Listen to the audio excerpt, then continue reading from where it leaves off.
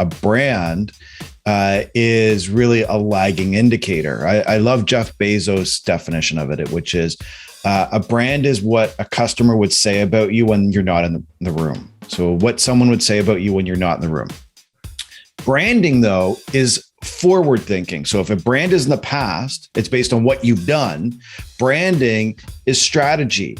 It's how are you going to grow this brand? How are you going to create the strategy where your customers know you, like you, trust you, and choose you first? So how do you shape that reputation is what branding is. And there's many, many tactics on how you can do that. Whereas the brand is that experience you've already created.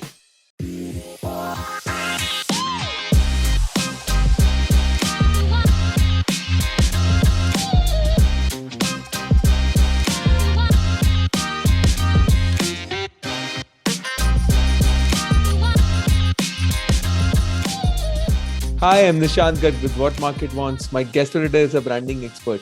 He helps businesses build powerful brands. He's the author of the book Sticky Branding, and he's here to discuss about the big brand theory. Let's welcome Jeremy Miller. Hi. Hey, Nishant, thanks for having me.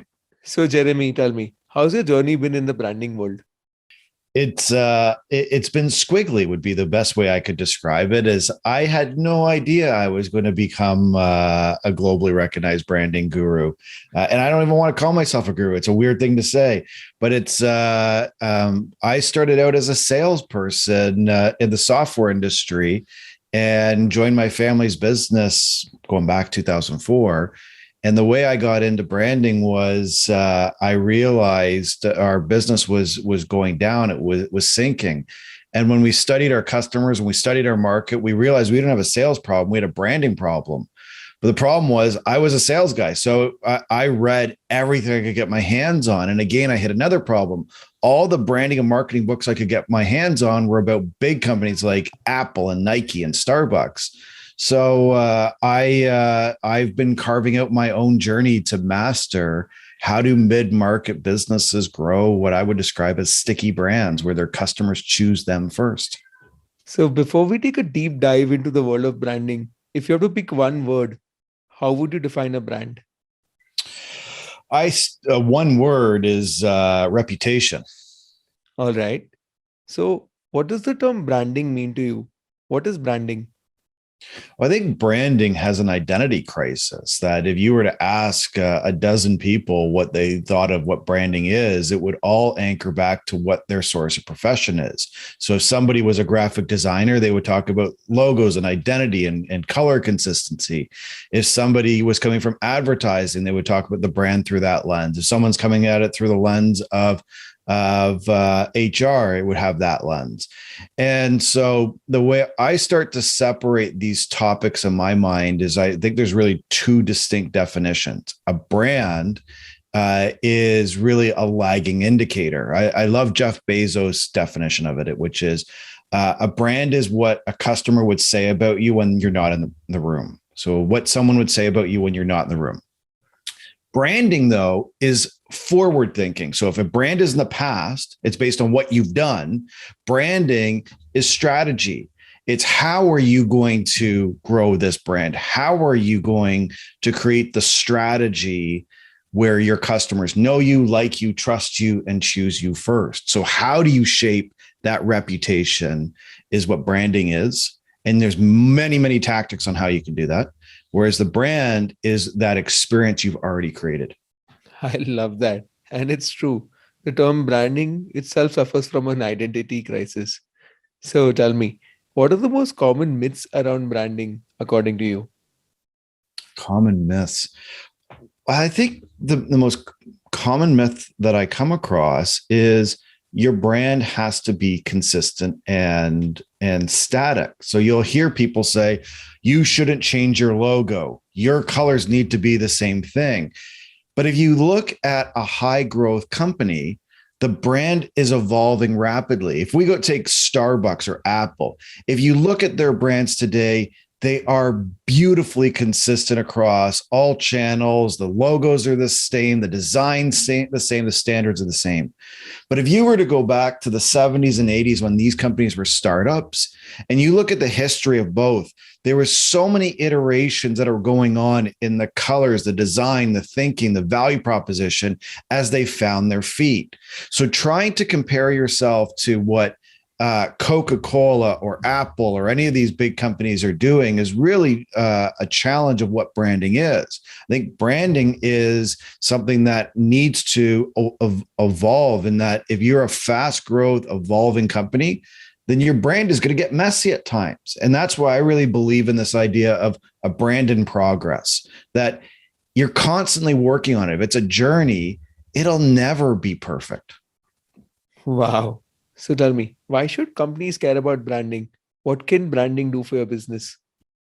Sales. In one word, sales. That the number one reason you should care about your brand is it has the most impact on your ability to drive sales. That, and I'll go even blunter that in that if your brand doesn't sell, it's not working. So this to me is why you should care about brand. And this is where my roots has come from. As a salesperson, first and foremost, the number one reason that I care about branding and what really defines sticky branding, my business and our approach to branding, is it's branding for sales. If your brand doesn't move the sales needle, it's not working. So tell me, according to you, is the concept of branding reserved for big companies only? No, it's for everybody. Whether you're a one-man herd or a one-woman herd who is a solopreneur and a small business owner, up to the largest companies in the world, that if you think of what branding is really doing, is it's a set of choices in order to connect with your customers better. So you're choosing, where do you play? How do you win? How do you want to be known? And then what's the infrastructure you're going to need to support that? And some of this is going to be marketing. So the marketing side of branding is, how do you amplify and demonstrate what you do brilliantly so that people understand it, they trust it, and they buy? From an internal or an operations perspective, it's using those same choices so that you're creating the products and services that your customers want.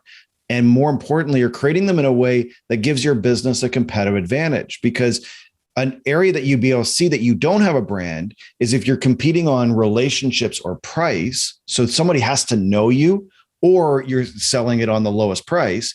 Those are good indications that your brand actually isn't working for you, that you're using goodwill, your personal relationship, your personal brand, or you're competing on price. Now, the problem with price is you're always going to compete. There's always going to be someone willing to undercut you. And the problem with relationships is you can only know so many people. The average person can only maintain relationships with between 200 to 300 people. Yeah. So these are significant constraints if you want to grow a business. So tell me, what is the difference between personal branding and branding a business? 100%. There's no correlation in my mind between a personal brand and a business brand. And the fundamental reason for that is you are an individual. So you need to make choices that you're not a character on a TV show, that you're not a persona. Now, you might have persona elements that you're amplifying so that you're growing your reputation. That's what personal branding is building your reputation so that it's greater than your personal network. But a brand at the fundamental level is a constructed personality. And so if you think of it, if your brand isn't working, you'll change the name, you'll change the identity, you'll change the services, you will change whatever it takes in order to survive and maintain profitability. Whereas in your personal identity, you need to do what's right for you as an individual. And that can mean you have multiple interests and all these things. So your personal brand tends to be far messier. And I think it's a mistake to be putting those two things into the same bucket, because they have very different outcomes. Okay. On a similar note, what is the difference between branding, marketing, and advertising? Because people really get confused between all these terms and they kind of mix them all up. As I said, I think branding is strategy. So branding is how you are going to affect that, and marketing and advertising are the tools or the tactics that you're going to use to do that. For me, I really believe the best marketing in the world is amplifying what you do brilliantly. So when you think of what marketing and advertising are doing, they are amplifying the features, the benefits, and the strategic choices that you have made as an organization. The problem with branding, when you look at it through the lens of strategy, is there's many things that can affect a customer relationship. The one of the most important factors in branding and brand reputation is actually in your people. So customer service, the person, when they talk to a human being and they have someone help them, that does more for your brand and your reputation than advertising in many cases, because it's personal, it's connected, it's solving problems. If somebody knows that you're there to help them, then you have that. And let me just give you an even more extreme example. Take Tesla. Tesla has virtually no marketing and advertising. Their marketing and advertising is simply on the scale and their ability to deliver cars to people. And their stock trades at a massive multiple, whereas GM, Ford, Toyota, Honda have massive marketing and advertising budgets. So how does Tesla, which has probably the hottest brand energy and reputation in the automotive industry, how do you correlate this? So marketing and advertising is a tactic that supports brand building. Sometimes in mature industries, you need a lot of marketing advertising. In a high growth environment, you may not. Your ability to deliver becomes the way you influence your brand. So tell me, this one is especially for you. What are the 12.5 principles of branding? Oh, now you're going to put me on the spot here. So I won't go through all of them right now, but why don't I highlight it? So what I found when I wrote my book, Sticky Branding, was I took my origin story of coming into a family business and losing our competitive advantage and having to learn branding. And the thing that stuck with me at that moment in time was all the books out there at the time were really focused on big companies, but where were the examples for small and mid-sized companies? And it was two extremes. You had lots of stuff for solopreneurs and personal branding, and lots of stuff for big stuff, and not much in between. And so what I did is I profiled and I interviewed over 150 companies from around the world. And I looked to the principles that shape how you create a first choice advantage. And two of the most important ones that stand out is the first principle, which is simple clarity. And that is the ability to describe your business and what makes it unique in 10 words or less. And that's your core messaging. When you get your simple clarity, then marketing becomes so much easier. The other principle that I really believe in is in that create a first call advantage. So how do you build relationships early and often so that your customers know you, like you, and trust you, so that when they have a need, they choose you first? And if you just to take those two principles, there's many more in there, from design and storytelling and goal setting and strategy. But if you take simple clarity and first choice advantage or first call advantage, those are the core principles for where great marketing starts. So tell me, there's so many unnoticed brands out there. What do you think they're doing wrong? Are they doing anything wrong would be my question. If the entrepreneur is making a good living, paying their employees and having a profitable business, what's wrong with that? Like, the fact that their business doesn't compete with Tesla or Apple or Nike is irrelevant. So I think that you have to go back to the strategy question of what do you want? Because growth and marketing are expensive. So to grow a business from, say, 10 million to 50 million is going through a massive change in the organization, where you're going from, say, a tribal leadership culture where everything wraps around the entrepreneur to a management culture where you have people managing it because you can't contain it all in your head. Well, that's a big investment in people, big investment in technology, big investment in marketing and HR. And so the brand of $100 million business or $1 billion business is obviously going to be dramatically better than, say, a $5 or a $10 million business. But if the entrepreneur is paying themselves a great income, they're able to take care of their family and their employees' families, isn't that all that matters? Wow, I like that. So tell me, what are your top favorite brands? Is there a list of brands that you refer to that inspire you? It's constantly changing. So I would say what I was enamored with a few years ago is different from today. Today, a couple of the brands that I am absolutely enamored with is Tesla, which we've already mentioned. I think what they are doing is just absolutely fire, and that they're creating the category. And I love the comparisons in Tesla where people are like, well, it's just an automotive company. Their competitive forces are going to be so great where Ford and everyone's going to catch up. I'm like, no, they are creating a new category. They are defining a blue ocean and writing the rules around it. It is a beautiful case study in category development. Another one I love is just a whimsical brand is called Big Ass Fans, and they make really big fans, but it's such a funny name and it's a whimsical name and it's cheeky but it's highly engineered. It's a very sophisticated product, but they get like a home ceiling fan, a fan you might put in your home. They start about $25,000 US. These things are crazy expensive when you can go to a hardware store and buy something for $150, people are going out and spending tens of thousands of dollars on an equivalent type of product. That's great branding. That's great marketing. And that's because it's cheeky and whimsical.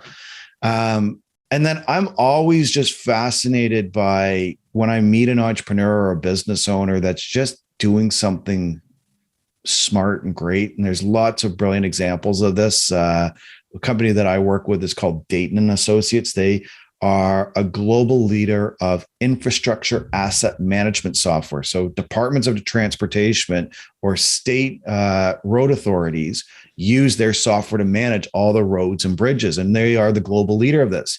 And they are a second generation family business that has grown organically over the past 40 years. And with the next generation come on, their growth is just astronomical. And it's because they're making the choices to grow their business. And I just have so much respect for a business owner and a family that says, we want this, we're going to go for this. And as they do it, the thing that's so brilliant is their customers appreciate it. The reason they're growing is those investments are translating into better customer experiences, which means more profitability, more revenue, more growth. So tell me, according to you, which known company is not doing a good job at branding themselves? So I always avoid this question, to be blunt. I don't really want to criticize or say what someone is doing right or wrong. But what I would say when I get this question is, let's just take it from your own lens. If anyone who's listening today is your brand moving the sales needle? So if somebody says to me, what do you think of my website, my strategy? My first question is going to be, is it fulfilling the strategy? Is it generating leads? Is it converting deals? Do people read it and get it? Does it serve its purpose? And I think that's the same thing that we have to ask again and again is your brand driving sales? If not, then I'd say it's not working. And that's the reason to change it. And the thing is, many of the times you'll see companies that are just doing brilliant marketing and advertising, and they are crushing it. They are so prolific. Actually, just take it from a personal branding lens. You'll see these people that have huge followings on social media, but they make no money, that they are doing marketing without serving the business model. And to me, that's the disconnect in saying who is not doing branding well. Well, you actually don't see it unless you know what their sales and revenue and profitability numbers are. How do you know if their marketing's working? It could be brilliant creative, but if it has no impact on sales, who cares? So tell me, who do you look up to in your industry? Who are your favorite branding experts and branding agencies? I read and listen to so many. I actually get a lot of inspiration outside of some of the branding experts, but I think the godfather of branding and brand strategy is David Ocker. He's written Brand Relevance and many, many books, but they tend to be very, very technical, but they're absolutely brilliant. So he's one of the first people I read constantly. I'm also a big fan of reading and learning from CEOs like AJ Lafley, who was the former CEO of Procter Gamble. He's built, and his organization has built some of the most iconic brands in the world. Or even watching people like Gary Vaynerchuk. What's so interesting about people like Gary V is he is living brand strategy by realizing it in real time. And so he's giving lots of great advice, but if you actually look at what he's doing and how he uses his marketing and platform to serve his business interests, it's really quite fascinating. So yeah, David Ocker, AJ Lafley, Gary Vaynerchuk, those are people that I love. Then you got lots of other people, Denise Leon, Marty Neumeier, all those individuals are pure, just brilliant in what they do. And so you can learn from so many people. On that note, tell me, what are your favorite business, branding, and marketing books? Great question. So one of them is Positioning by Al Ries and Jack Trout. It's a classic. It doesn't get better. Another classic that I go back to and read from time to time is Ogilvy on Advertising by David Ogilvy. It's like 30, 40 years old. It's amazing. One of my all-time favorite marketing books is Crossing the Chasm by Jeffrey Moore. It's to me, it's the tech marketing Bible. It is one of the most profound. Jeffrey Moore is another person who's, everything he writes, I consume. He is just so brilliant in what he thinks. One of my favorite books of all time, though, is actually Playing to Win. And that's by AJ Lafley and Roger Martin. It's not a branding book, it's a strategy book, but it is a beautiful framework for executing positioning. So if you were to read Positioning by Al Ries and Jack Trout, and then Playing to Win, beautiful 1-2 punch. Superb. So tell me, what inspired you to write Sticky Branding? What's the story behind it? That was my family story. So I went through this experience with my family's business. I came in as the director of sales and marketing. Nothing was working. The first year was just absolutely hell. And I implemented CRM and sales training and all these things. And we thought we had a sales problem, but nothing would turn things around. And this is where I discovered I had a branding problem. And the answer to this was we rebranded my family's business. It wasn't evolutionary change. It was revolutionary change. We changed the name, the website, the visual identity, the positioning, everything. We turned over most of our staff in the process. And we adopted digital marketing very, very early, back in 2005, 2006, before it was even called inbound marketing. And where my work started was our clients, large organizations, started asking us, how are you doing this? Can you help us on our marketing? And so we got pulled into this market. Now, if I fast forward a little bit, I decided at one point not to buy out my parents and buy out the family business. And so what we did is we took a Salesforce design consulting practice that I had created, and we spun that off to form Sticky Branding. And then we worked over the next few years to package and sell the family business. And that was sold in 2013. And I used the commission and the experience to write my first book, Sticky Branding. And I combined that with that study where we profiled 150 companies. And that really started the journey here. So Sticky Branding launched in 2015 and became an instant bestseller, did very well. And it's just been continuing to evolve and level up since then. In 2019, I launched my second book, Brand New Name, which is a book on brand naming. But the focus took on a whole new level of meaning again, which was, we called it crisis marketing, but it's really around closing revenue gaps. And this proved all of our theories that we had clients that lost 90% of their revenue, and we got them back to profitability within 6 months. And recovering their strategies. We had other clients that doubled and tripled in revenue because they had the right product for the industry. And this last 2 years has been some of the most meaningful work I've ever done, because it wasn't simply marketing to grow a business or marketing because it was aspirational. It was branding and strategy and marketing to save jobs, that when people's lives were on the line, we had to deliver. And it worked. And so this is reframing my entire understanding of what branding and marketing is today, that it really has gone for me to say it's the high stakes stuff that really matters when you want to close a revenue gap, enter a new market, recover from a crisis. This is where Sticky Branding really thrives. Wow. You're absolutely brilliant, Jeremy. Thanks a lot for your time and insights. My pleasure. Thanks for having me. If you found this interesting, you must check out his book, Sticky Branding. You'll find a link in the description. To get more such great insights from the world of business, branding, and marketing, subscribe to What Market Wants, share this with someone you want to help, and join me in this remarkable journey where I help you unlock your market potential. Cheers.